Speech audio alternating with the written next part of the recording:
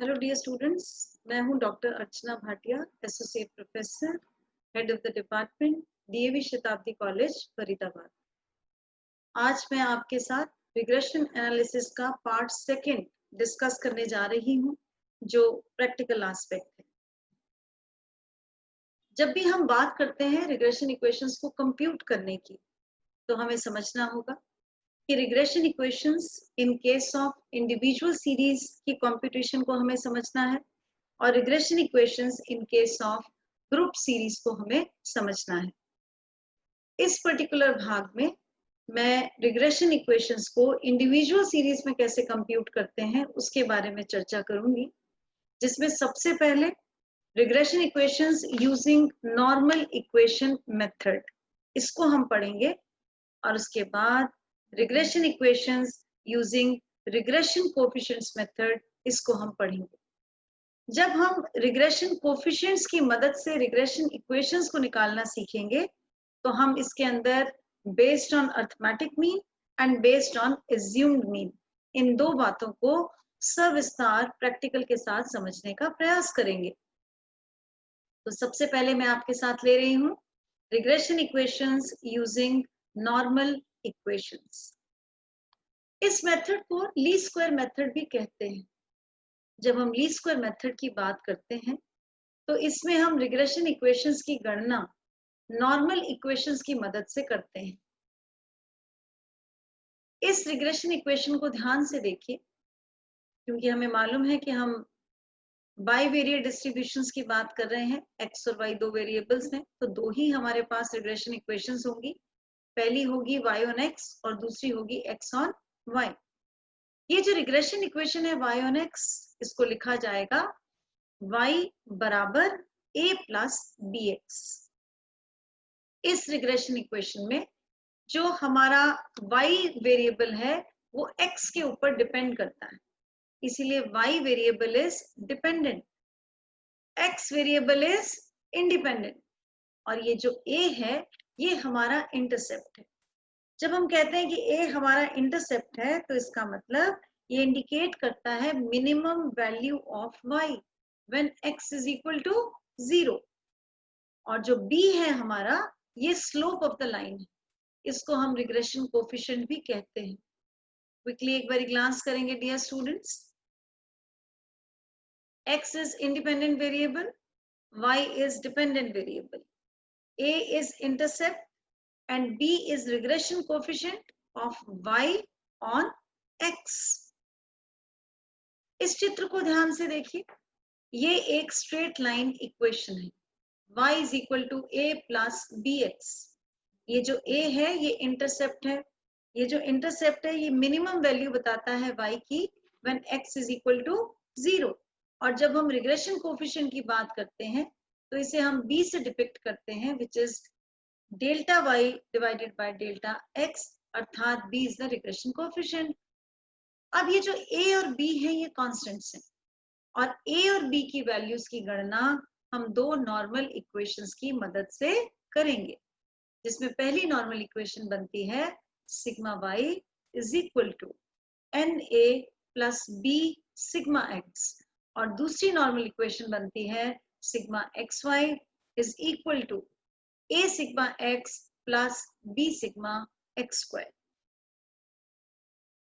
Similar pattern पे यदि हम regression equation x on y की बात करें, तो यहाँ पे y इंडिपेंडेंट वेरिएबल है, x डिपेंडेंट वेरिएबल है, c हमारा इंटरसेप्ट है।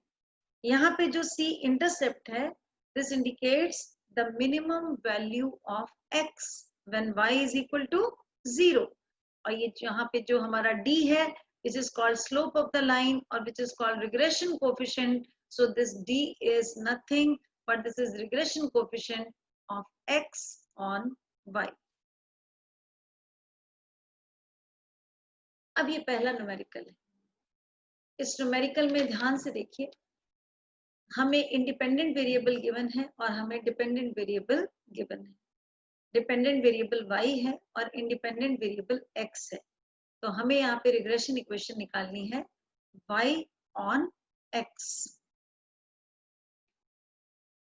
सबसे पहले हमने x का टोटल किया, जब हमने x का टोटल किया तो ये हमारे पास आया 1 + 2 + 3 विच इज 6। अब हमने y का टोटल किया, y का टोटल हमारे पास आया 5 + 4 + 6 विच इज 15। उसके बाद हमने x को y से मल्टीप्लाई कर दिया। जब हम x को y से मल्टीप्लाई करेंगे तो 1 × 5, 2 × 4, 3 × 6। इस xy का जब हमने समेशन किया, टोटल किया, एग्रीगेशन किया, उसको सिग्मा से डिपिक्ट करते हैं, that become sigma xy which is equal to 31। फिर हमने x का स्क्वायर लिया। जब हमने x का स्क्वायर लिया तो इस पूरी सीरीज का स्क्वायर किया, 1 का स्क्वायर, 2 का स्क्वायर, 3 का स्क्वायर। इस कॉलम में हमने इसको ऐड किया और हमारे पास आया sigma x² is equal to 14। फिर सिमिलरली हमें y² चाहिए था तो हमने y का स्क्वायर लिया 25, देन 4 का स्क्वायर 16, देन 6 का स्क्वायर 36। तो हमारे पास आ गया सिग्मा y²। यानी नॉर्मल इक्वेशंस की मदद से जब हम कांस्टेंट वैल्यूज को निकालते हैं a और b को, उसके लिए जो हमें वैल्यूज चाहिए, हमें सिग्मा x चाहिए, हमें सिग्मा y चाहिए, सिग्मा xy चाहिए, सिग्मा x² चाहिए और सिग्मा y² चाहिए। अगर ये सारी वैल्यूज हम कंप्यूट कर लेते हैं तो हम दोनों रिग्रेशन इक्वेशंस निकाल सकते हैं, y on x and x on y। अब इस न्यूमेरिकल में नंबर ऑफ ऑब्जर्वेशंस हमारे पास 3 थी। इस न्यूमेरिकल में देखिए हमारे पास x का हमने टोटल किया, सिग्मा x इज 6, हमने नंबर ऑफ ऑब्जर्वेशन से डिवाइड किया 3 से, तो हमारे पास अर्थमेटिक मीन आ गया। अर्थमेटिक मीन होता है sigma x divided by n। On the similar footing y bar यानी arithmetic mean of y series is equal to sigma y divided by n, यानी 15 डिवाइडेड बाय 3 दैट इज 5। तो ये हमारे पास आ गया, x bar is 2 and y bar is 5। अब हमने regression equation compute करनी थी y on x, तो हमने लिखा y is equal to a plus bx।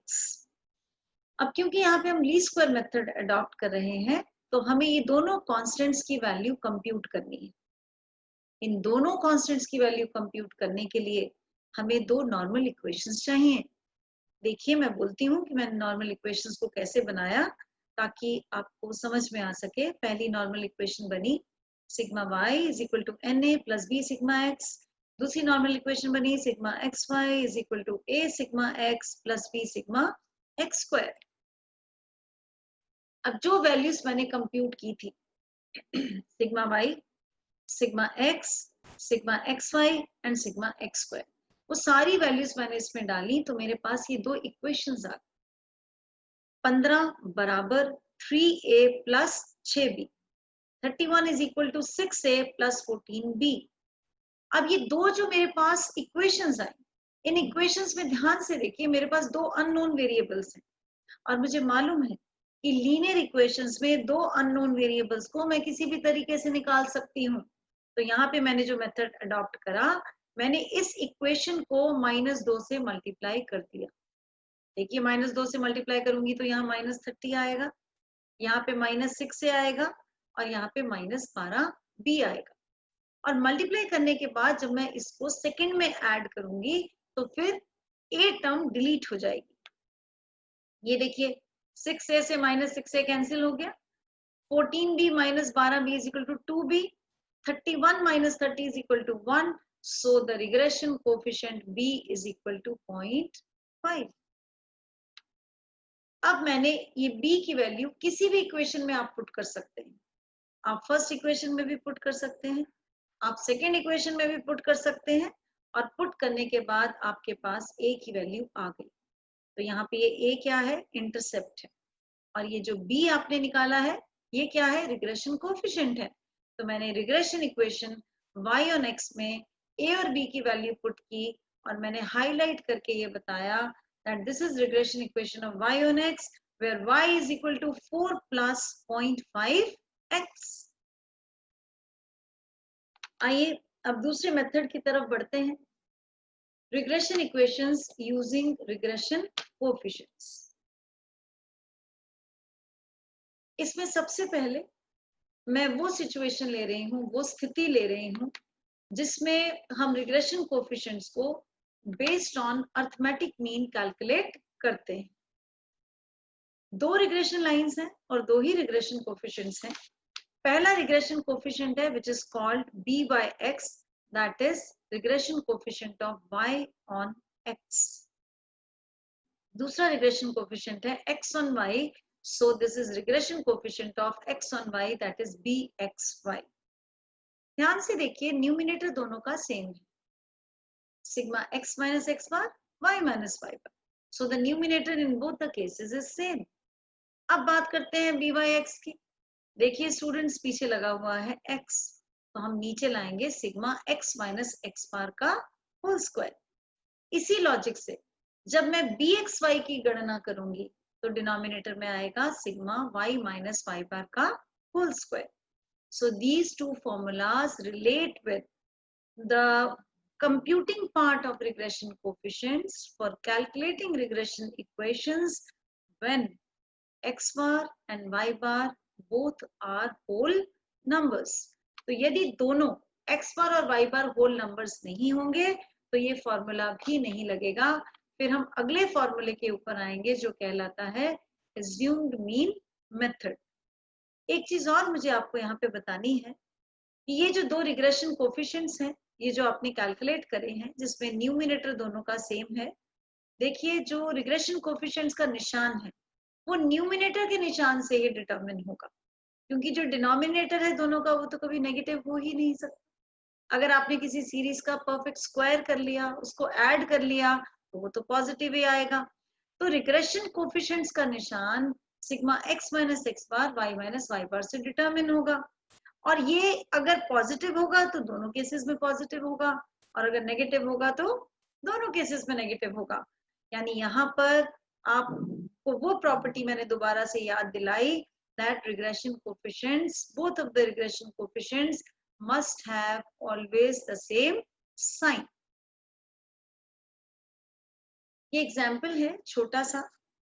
इस एग्जाम्पल में सबसे पहले तो हम रिग्रेशन इक्वेशंस निकालेंगे। तो रिग्रेशन इक्वेशंस दो निकालेंगे, एक निकालेंगे y on x और दूसरी निकालेंगे x on y, और फिर हम निकालेंगे that what will be the likely value of x when y is 10। जब भी आपसे मैं कहूं likely value of x या मैं आपसे कहूं best estimate of x, तो जो चीज मैं निकालने की बात करती हूँ वही रिग्रेशन इक्वेशन मैं कंसिडर करूंगी। इस बात का आपको ध्यान रखना है। तो जब मैं आपसे बोलूंगी what is the likely value of x, तो आप कहेंगे ma'am consider regression equation of x on y। उसमें y को जब हम 10 पुट कर देंगे तो हमारे पास x की लाइकली वैल्यू आएगी। आइए स्टूडेंट्स एग्जाम्पल को देखते हैं। सबसे पहले हमने x सीरीज को ऐड किया तो हमारे पास सिग्मा x आया विच इज 30। जब हम अर्थमेटिक मीन निकालते हैं तो हम समेशन को नंबर ऑफ टर्म्स से डिवाइड कर देते हैं, तो हमारे पास अर्थमेटिक मीन की वैल्यू आती है जो हमारे पास यहाँ पे आ गई, that is 30 divided by 5 is equal to 6। उसके बाद हमने y सीरीज को ऐड किया, 40 डिवाइडेड बाय 5 दैट इज 8। क्योंकि इस न्यूमेरिकल में दोनों x बार और y बार होल नंबर हैं, तो हम यहाँ पे रिग्रेशन कोफिशिएंट्स को कंप्यूट करने का जो तरीका अडॉप्ट करेंगे that will be based on arithmetic mean. उसके बाद हमने x बार और y बार निकालने के बाद हमने निकाला x minus x bar. Now this is x minus x bar. our x bar is 6, so 6 minus 6 0, 2 minus 6 10 minus 6। ऐसे करते हुए हमने इसका समेशन लिया sigma x minus x bar, which we know is always 0 because algebraic sum of deviations whenever taken from arithmetic mean is always 0. So summation sigma x minus x bar is equal to 0. Now we need to calculate y minus y bar. Our y bar is 8. So from each and every individual item of the series, we need to subtract 8. So after adding all these values, we get sigma x minus sigma y minus y bar. Similarly हमने y minus y बार निकाला। हमने हर individual item में 8 को subtract किया, इसका summation किया, so sigma y minus y bar should also be equal to 0 because this is a mathematical property of arithmetic average. Then we need to calculate x minus x bar multiplied by y minus y bar. जब हमने x minus x bar को y minus y bar से multiply किया तो हमारे पास इसका summation आया -14। जैसे ही समेशन -14 आया, इसने हमें सजेस्ट किया कि रिग्रेशन कोफिशिएंट्स का निशान भी अब नेगेटिव होगा। उसके बाद हमने यहाँ पे कैलकुलेट किया x minus x bar whole square. x minus x bar whole square का मतलब हमने x माइनस एक्स बार की सीरीज के हर आइटम का स्क्वायर किया। 0 का स्क्वायर 0, -4 का स्क्वायर इज 16, +4 का स्क्वायर इज 16, देन -2 का स्क्वायर इज 4 एंड लास्ट में 2 का स्क्वायर इज 4। इसका हमने टोटल किया तो हमारे पास sigma x minus x bar whole square की वैल्यू आ गई 40। और उसके बाद हमने लास्ट में y माइनस वाई बार का स्क्वायर निकाला और इन आइटम्स को ऐड करने के बाद हमारे पास समेशन आया which is sigma y minus y bar whole square is 10। इस न्यूमेरिकल में हम रिग्रेशन कोफिशिएंट्स की गणना बेस्ड ऑन अरिथमेटिक मीन कर रहे हैं। अरिथमेटिक मीन का फॉर्मूला केवल एक ही कंडीशन पे लग सकता है, उसकी एक ही शर्त है कि दोनों x बार और y बार होल नंबर होने चाहिए। अब देखिए, we are computing the regression equation. Regression equation of y on x is y minus y bar is equal to by(x) into x minus x bar। हमने y बार और x बार को already calculate किया हुआ है। Now we need to calculate this regression coefficient और इस regression coefficient की गणना हम based on arithmetic mean कर रहे हैं, which is equal to sigma x minus x bar y minus y bar divided by sigma x minus x bar whole square। हमने यहाँ पे वैल्यू पुट की -14 divided by 40, so the regression coefficient of y on x is -0.35। अब देखिए, हमने substitute किया। हमने calculate क्या किया था y बार 8, हमने x बार कैलकुलेट कितना किया था 6 और हमने रिग्रेशन कोफिशिएंट अभी देखा कि हमारे पास फॉर्मूला लगाने के बाद आया -0.35। हमने ये सारी चीजें इस इक्वेशन में पुट की। This is y minus y bar which is 8 is equal to -0.35 x minus x bar which is 6। इस रिग्रेशन इक्वेशन को सॉल्व करने के बाद हमने लेफ्ट हैंड साइड पे y को रखा, हम बाकी चीजों को राइट हैंड साइड पे ले आए और now this is regression equation of y on x। जब भी हम रिग्रेशन इक्वेशंस निकालते हैं तो हमें एंड में अपने आंसर को इस तरह से देना चाहिए कि पढ़ने वाला समझ सके कि ये regression equation y on x है या फिर x on y है। तो यहाँ पे क्योंकि मैंने इसको लिख दिया कि y is equal to -0.35x plus 10.10, तो इसका मतलब this is regression equation of y on x। यहाँ पे 10.10 is the intercept, -0.35 is regression coefficient of y on x। Now the next regression equation, क्योंकि न्यूमेरिकल के पहले पार्ट में हमें दोनों रिग्रेशन इक्वेशंस कंप्यूट करनी थी। So the regression equation of x on y, the formula will be x minus x bar is equal to bxy y minus y bar। यहाँ पे जो regression coefficient है bxy, that will be calculated on the basis of arithmetic mean and the formula you already know is sigma x minus x bar y minus y bar divided by sigma y minus y bar का whole square। मैंने values put की, -14 divided by 10, so the answer is -1.4। जैसे ही मैंने दोनों regression coefficients को calculate कर लिया, यहीं से मैंने अपने पिछले भाग में पढ़े हुए पार्ट को दोहराया कि दोनों रिग्रेशन कोफिशिएंट्स नेगेटिव, क्योंकि रिग्रेशन कोफिशिएंट्स और कोरिलेशन कोफिशिएंट्स का निशान साइन हमेशा सेम होता है। या सारे पॉजिटिव होते हैं या फिर सारे नेगेटिव होते हैं। दूसरी बात, रिग्रेशन कोफिशिएंट्स की एक और प्रॉपर्टी है कि यदि एक रिग्रेशन कोफिशिएंट 1 से बड़ा होगा तो दूसरा रिग्रेशन कोफिशिएंट 1 से छोटा होगा। इस क्वेश्चन में एक रिग्रेशन कोफिशिएंट न्यूमेरिकली 1 से बड़ा है और दूसरा रिग्रेशन कोफिशिएंट 1 से छोटा है और दोनों का प्रोडक्ट 1 को एक्सीड नहीं कर सकता। तो जैसे जैसे हम न्यूमेरिकल करते हैं, जो जो थ्योरेटिकल एस्पेक्ट हमने पढ़ा है उसको भी हमें अपने आप को सजेस्ट करके बताना चाहिए कि कौन सी चीज कहाँ पर अच्छी तरह से फिट हो रही है। अब देखिए, हमने इस क्वेश्चन के अंदर, क्योंकि हम रिग्रेशन इक्वेशन निकाल रहे हैं x1 y, हमने सब्स्टिट्यूट किया। हमने x minus x bar is 6 is equal to minus 1.4 which is regression coefficient of x1 y bracket y minus y bar and y bar is 8। इस रिग्रेशन इक्वेशन को हमने हर step को लगा के solve किया और जब भी हम मैथमेटिकली कोई चीज सॉल्व करते हैं तो डियर स्टूडेंट्स हमें कोई भी स्टेप मिस नहीं करना चाहिए। और अंत में, क्योंकि हमें मालूम है कि हम रिग्रेशन इक्वेशन x1 y को कैलकुलेट कर रहे हैं, तो यहाँ पर हमें x को लेफ्ट हैंड साइड पे रखना चाहिए और बाकी सबको हमें राइट हैंड साइड के ऊपर लाना चाहिए। So x is equal to minus 1.4y plus 17.2। देखने से ये पता चलता है that this is regression equation of x on y।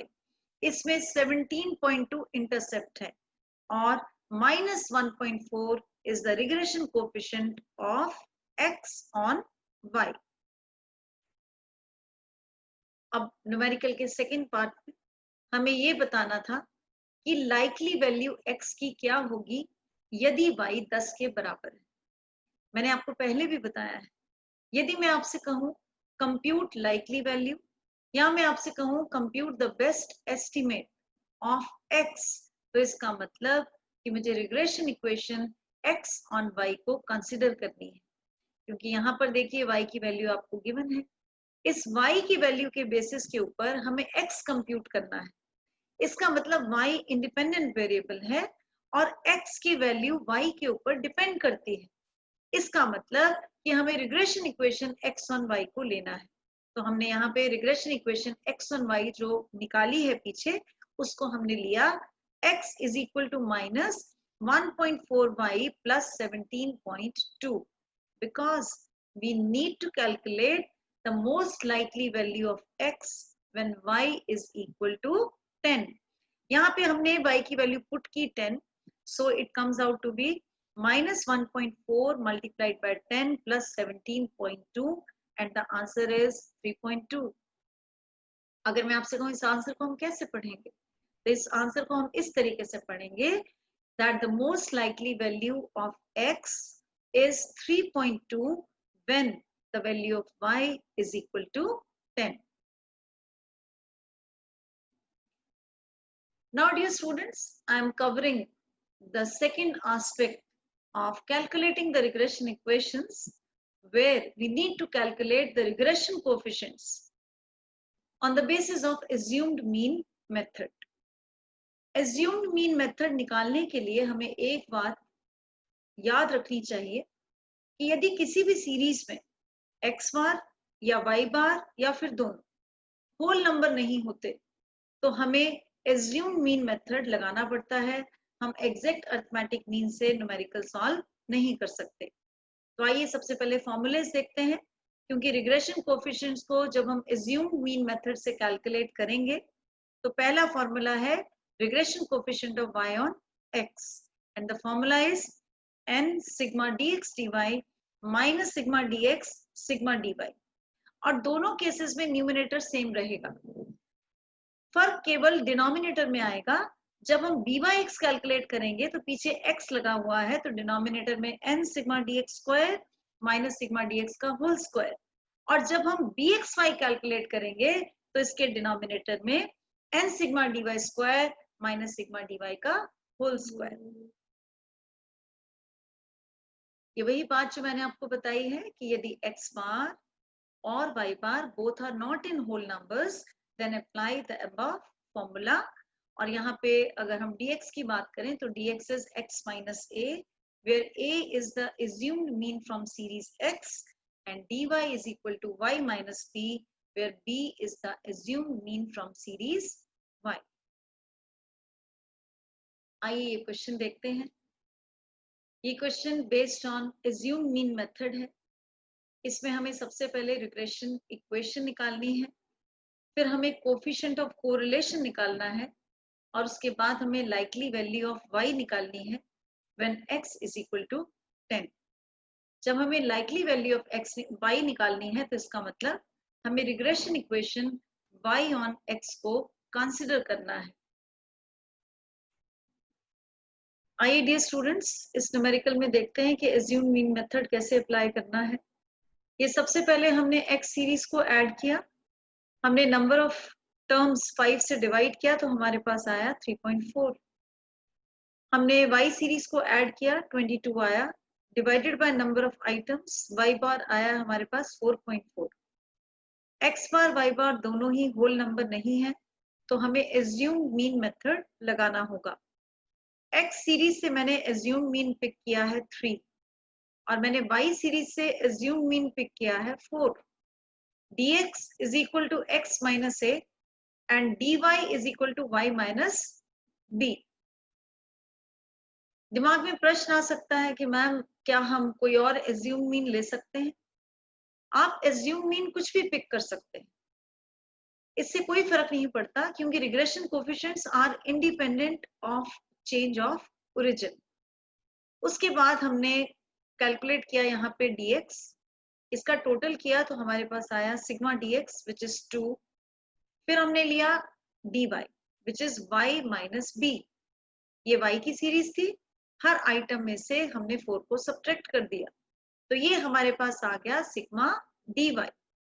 Next step पे हमने dx को dy से मल्टीप्लाई किया तो हमारे पास आया dx dy -1 मल्टीप्लाइड बाय 1। ऐसे करते हुए हमने इसको ऐड किया तो हमारे पास आया sigma dx dy which is -3। उसके बाद हमने निकाला dx स्क्वायर। ये हमारे पास dx का कॉलम था, हमने इंडिविजुअल आइटम्स का स्क्वायर किया और जब हमने इसको ऐड किया तो हमारे पास ये आया sigma dx square which is 6।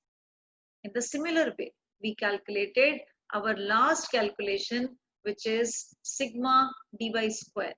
ये dy की सीरीज थी, पूरा कॉलम था, हमने इसको स्क्वायर किया और यहाँ पे हम लिखते गए और इसको हमने जब ऐड किया तो हमारे पास सिग्मा dy स्क्वायर आया। आगे बढ़ते हैं। अब रिग्रेशन इक्वेशन थी y on x। Regression equation of y on x is y minus y bar is equal to byx x minus x bar। क्योंकि हमारे दोनों होल नंबर नहीं थे अर्थमेटिक मीन, ना तो हमारा x बार होल नंबर था ना हमारा y बार होल नंबर था, इसीलिए हमने एज्यूम मीन मेथड लगाया और रिग्रेशन कोफिशिएंट्स को फॉर्मूला अप्लाई करते हुए हमने सारी वैल्यूज को पुट किया। ये हमारा फॉर्मूला था, इसमें हमने ये सारी वैल्यूज पुट की और हमने रिग्रेशन कोफिशिएंट कैलकुलेट किया b/x which comes out to be -0.73। जैसे ये नेगेटिव आया इसका मतलब हमारा अगला regression coefficient which is bxy should also be negative। अब हमने सारी बातें, जो हमारा y बार था 4.4, जो हमारा x बार था 3.4 और ये रिग्रेशन कोफिशिएंट हमने इस इक्वेशन में पुट किया और कैलकुलेट हमने की regression equation of y on x। ये जो x के साथ लगा हुआ है ये रिग्रेशन कोफिशिएंट है और y on x which is -0.73। Similarly हमने निकाली regression equation x on y। Formula apply किया x minus x bar is equal to bxy into y minus y bar। हमने bxy को assume mean मेथड के फॉर्मूले से कैलकुलेट करा और हमारे पास आया -0.73। पहली चीज, दोनों रिग्रेशन कोफिशिएंट्स नेगेटिव हैं। दूसरी चीज हमने यहाँ देखी कि ये दोनों बराबर है, लेकिन हमें मालूम है कि regression coefficients need not be symmetric, ये बराबर हो भी सकते हैं और नहीं भी हो सकते। इसके बाद हमने रिग्रेशन इक्वेशन कैलकुलेट की x on y जिसमें हमने x बार 3.4, y बार 4.4 और रिग्रेशन कोफिशिएंट को सब्स्टिट्यूट किया और एंड में हमने ये रिग्रेशन इक्वेशन निकाल के एग्जामिनर को दिखाई। Second part, computation of correlation coefficient. हमें मालूम है that coefficient of correlation is the geometric mean between the two regression coefficients. R is equal to under root byx dot bxy. हमने ये दोनों वैल्यूज पुट की, -0.73 -0.73, under root के अंदर minus minus cancel हो गया, लेकिन जब हमारे कोरिलेशन का आंसर आया तो हमने उसके साथ नेगेटिव लगाया, क्योंकि हमने कहा since both the regression coefficients are negative, so coefficient of correlation must have the negative sign. Now the last part of the numerical, computing likely value of y when x is equal to 10. हमें likely value y की निकालनी है, हमें best estimate y का निकालना है, तो हम regression equation y on x को consider करेंगे। हमने regression equation उठाई y on x, हमने लिखा और उसके बाद हमने x की 10 वैल्यू पुट की, तो हमारे पास y का आंसर आ गया। इसका मतलब ये लाइकली वैल्यू है y की यदि x की वैल्यू 10 होगी।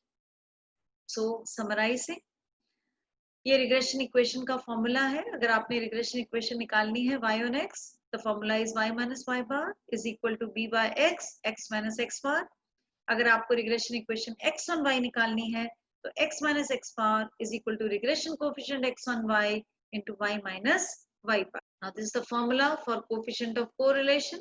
अगर मैंने दोनों रिग्रेशन इक्वेशंस को कंप्यूट किया है और मुझसे कहा जाए कि आप कोरिलेशन कोफिशिएंट निकालिए, तो मैं दोनों रिग्रेशन इक्वेशन से रिग्रेशन कोफिशिएंट्स निकालने के बाद जब उसका प्रोडक्ट करके ज्योमेट्रिक मीन ले लूंगी तो वो कोरिलेशन कोफिशिएंट के बराबर होगा, because I know that coefficient of correlation is equal to geometric mean between the two regression coefficients.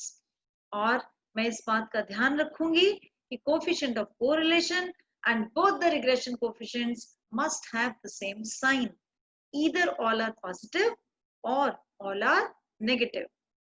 और लास्ट में जो मैंने बातें आपको पहले समझाई, यदि आपको लाइकली वैल्यू निकालनी है y की तो आप regression equation y on x consider करेंगे, यदि आपको लाइकली वैल्यू निकालनी है x की तो आप regression equation x on y को कंसीडर करेंगे।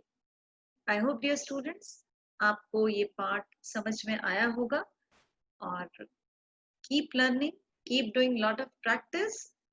Thank you.